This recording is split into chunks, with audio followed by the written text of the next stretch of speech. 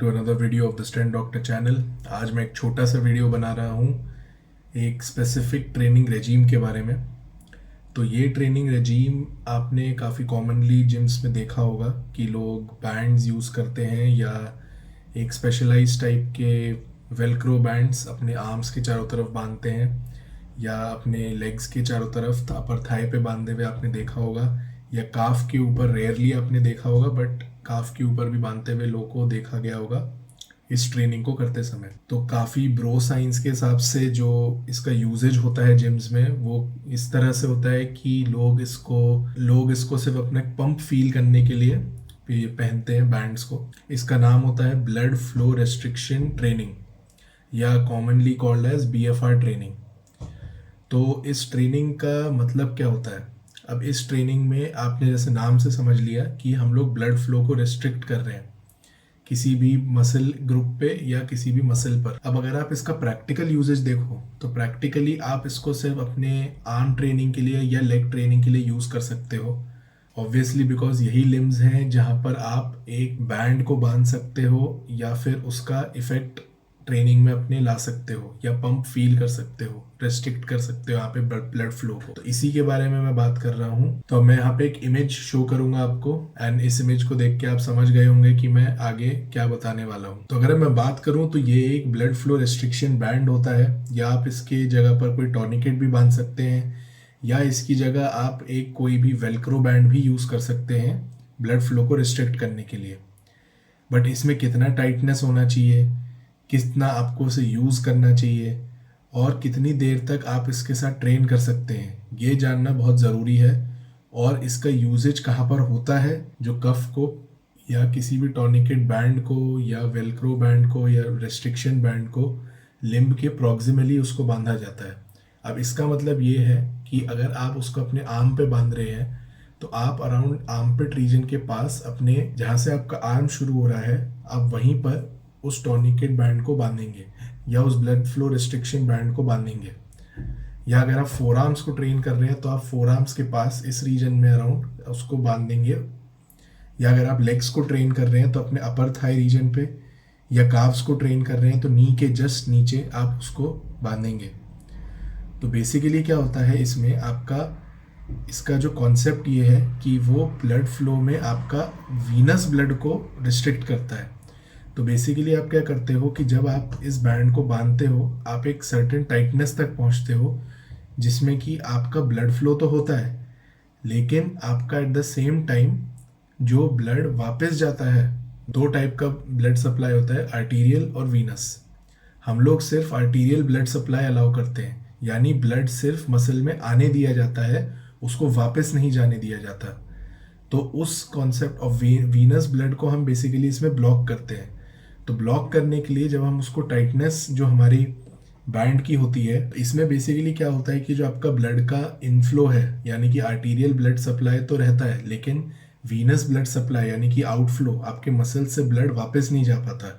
तो इस वजह से आपका लैक्टिक एसिड एक्यूमुलेट हो जाता है, आपके कुछ एक्टिव मेटाबोलाइट्स एक्यूमुलेट हो जाते हैं, जिससे कि आपकी मसल्स बहुत जल्दी फटीग होती हैं और आपके मसल फाइबर्स का यूजेज है वो भी इंक्रीज हो जाता है। तो इससे क्या फ़ायदा होता है हमें कि हम लोग जब ट्रेन करते हैं तो हम लोग जल्दी फटीग कर पाते हैं अपने मसल ग्रुप्स को, और इनफैक्ट हम लोग at the same time lighter loads भी यूज़ करते हैं। अब हाइपरट्रोफी में आपको सिर्फ अपने 1 रेप मैक्स से 20 to 30% level of 1 rape max के वेट से भी आप हाइपरट्रोफी का स्टिमुलस जनरेट कर सकते हो इस ट्रेनिंग की मदद से। लेकिन इसमें एक कैच है, वो ये कि अगर आप इसको कंटिन्यूसली यूज़ करते रहोगे तो आपका स्ट्रेंथ डेवलपमेंट मेंटेन नहीं होगा, क्योंकि स्ट्रेंथ डेवलपमेंट आपका सिर्फ मसल डेवलपमेंट से नहीं होता, वो आपके न्यूरल अडेप्टेशन की मदद से भी होता है। और न्यूरल अडेप्टेशन बेसिकली बहुत ज़रूरी होता है अगर आपको अपनी ताकत बढ़ानी है या आपकी स्ट्रेंथ में आपको गेन्स लाने हैं अपार्ट फ्रॉम मसल। अब इसमें कई बॉडी बिल्डर्स या बॉडी बिल्डिंग स्टाइल वर्कआउट्स में इसका काफ़ी यूज़ होता है, क्योंकि इससे आपका साइज़ गेन करने में आपको काफ़ी मदद होती है। और इसमें आपको लोड्स भी कम यूज़ करने पड़ते हैं, तो इससे आपके जॉइंट्स पे भी कम स्ट्रेस पड़ता है। तो अब जैसा कि मैंने बोला कि जॉइंट्स पे कम स्ट्रेस पड़ता है, तो इससे आप एक चीज़ समझ रहे हैं कि अगर मान लीजिए आपको किसी तरह की इंजरी है या किसी तरह का पेन है या आपको क्रॉनिकली एल्बो में पेन रहता है या नीज में पेन रहता है, तो आप इसका काफ़ी अच्छे से यूज़ कर सकते हो, क्योंकि आपके जॉइंट्स पर कम स्ट्रेस पड़ेगा लेकिन इफ़ेक्ट काफ़ी अच्छा मिलेगा हाइपरट्रोफी के एस्पेक्ट में, स्ट्रेंथ में नहीं। तो यूज़ किया जाता है रिकवरिंग एथलीट्स में, चाहे वो ओलंपियंस हों या कोई ट्रैक एंड फील्ड के एथलीट्स हों, इन सभी में इस तरह की ट्रेनिंग को यूज़ किया जाता है जिससे उनकी रिकवरी बेटर हो और वो लाइटर लोड्स पे स्टिमुलस मेंटेन कर पाए। लेकिन जहाँ तक कि स्ट्रेंथ एथलीट्स की बात है, उनके लिए ये इतना बेनिफिशियल नहीं होता, क्योंकि आप अपना ब्लड फ्लो रिस्ट्रिक्शन से सिर्फ और सिर्फ हाइपरट्रोफी को इलिसिट कर सकते हो, लेकिन स्ट्रेंथ नहीं गेन कर सकते। जैसा कि मैंने पहले बोला, न्यूरल अडेप्टेशन नहीं होगी। आपको जब तक फील नहीं आएगा वेट का, जब तक आप कंटिन्यूसली उस लोड अंडर टेंशन में रहोगे, उस लोड के टेंशन को फील करोगे, उसके अंदर आप डेवलप करोगे, उसके बिना आपका स्ट्रेंथ नहीं डेवलप होता। सिर्फ मसल मास कर लेने से या साइज बढ़ा लेने से इसका मतलब ये नहीं है कि आपका स्ट्रेंथ भी बढ़ जाएगा। दोनों रिलेटिव होते हैं एक एस्पेक्ट तक, लेकिन आपको दोनों ट्रेनिंग के तरीकों को, आपका मेंटली और फिजिकली दोनों तरीकों से आपको अपने आप को स्ट्रॉन्ग बनाना पड़ता है। तो इस वजह से अगर आप एक हेल्दी एथलीट्स हैं, आपके जॉइंट्स फ्रेश हैं, आप एकदम फ्रेश फील कर रहे हो, तो BFR ट्रेनिंग इतना बेनिफिशियल नहीं है। आप बेटर है कि आप हैवियर लोड्स यूज़ करो, स्ट्रॉन्गर भी बनो और मसल मास भी अच्छे से गेन करो। सबसे बड़ी बात जो आपको इसमें ध्यान रखनी पड़ेगी वो ये है कि आपको कई प्रिकॉशंस लेने पड़ेंगे, क्योंकि आप अपना ब्लड फ्लो रिस्ट्रिक्ट कर रहे हो, तो आपको बहुत ध्यान देना पड़ेगा कि आप कितना प्रेशर लगा रहे हो, कितने प्रेशर से उस बैंड को बांध रहे हो। बात यह है कि अगर आप ज़्यादा टाइट करोगे तो आपका जो आर्टीरियल ब्लड है, यानी कि जो ब्लड आपका जा रहा है मसल्स में, वो भी ब्लॉक हो सकता है। तो अगर वो भी ब्लॉक हो गया तो दोनों, अगर आपका ब्लड जाना भी बंद हो गया और वापस आना भी बंद हो गया, तो आप समझ ही सकते हैं कि क्या हो सकता है। आपकी आर्म की सेंसेशन जाने लगेगी, आपको टिंगलिंग फील होने लगेगा आर्म्स में, और आपको काफ़ी फटीग फील होने लगेगा, आपके सेंसेशंस जाने लगेंगे आर्म से, जो कि बहुत गलत है। और अगर आप एक सर्टेन टाइम पीरियड क्रॉस कर देते हैं, आपको परमानेंट डैमेज भी हो सकता है उस आर्म या उस लिम्ब में। तो इसलिए बहुत ध्यान रखने वाली बात है कि जब भी आप उस टॉर्निकेट या किसी बैंड को बांधें तो उसके टाइटनेस पर बहुत ध्यान दें। टाइटनेस का अगर एक ऑन स्केल ऑफ 1 to 10 में बात की जाए तो ऑन स्केल ऑफ 7 पर ही बांधे उसको। अब मैं, जैसा कि आपने इसके कॉशन के बारे में सुना, अब आप सोच रहे होंगे कि मैं इसको अपनी ट्रेनिंग में यूज़ कैसे कर सकता हूँ। तो इसको यूज़ करने का जो यूजुअल रेजीम है, जहाँ तक मेरे को पता है, उसमें ये होता है कि आप 30 रेपिटेशंस का टारगेट रखते हो। जो लोड आप लेते हो वो अराउंड 20 to 30% होता है आपके 1 रेप मैक्स का। तो अगर मान लीजिए आपका डंबल बाइसेप कर्ल आपका अराउंड 20 किलोज है, जो कि काफ़ी अच्छा है। तो अगर आपका उतना अमाउंट है और आप BFR ट्रेनिंग रेजीम अप्लाई करना चाहते हैं, तो उसमें आप अराउंड अपना 20 to 30% ऑफ 20 किलोज ले सकते हैं पहले। तो वो आपका अराउंड आ जाएगा आई थिंक 4 से 6 किलो तक। तो अगर 4 से 6 किलो तक का वेट, तो इट्स एक्सट्रीमली लाइट, मतलब एक बिगनर भी उस वेट से कर सकता है।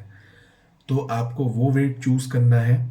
आपका जो रेस्ट्रिक्शन बैंड होगा वो आप बांधोगे अपने अराउंड बाइसेप के जस्ट ऊपर, थोड़ा नियर योर आर्मपिट लेवल के जस्ट आगे थोड़ा आप उस बैंड को बांधोगे। 1 to 10 के रेंज में 7 के टाइटनेस पे आप उसको बांधोगे।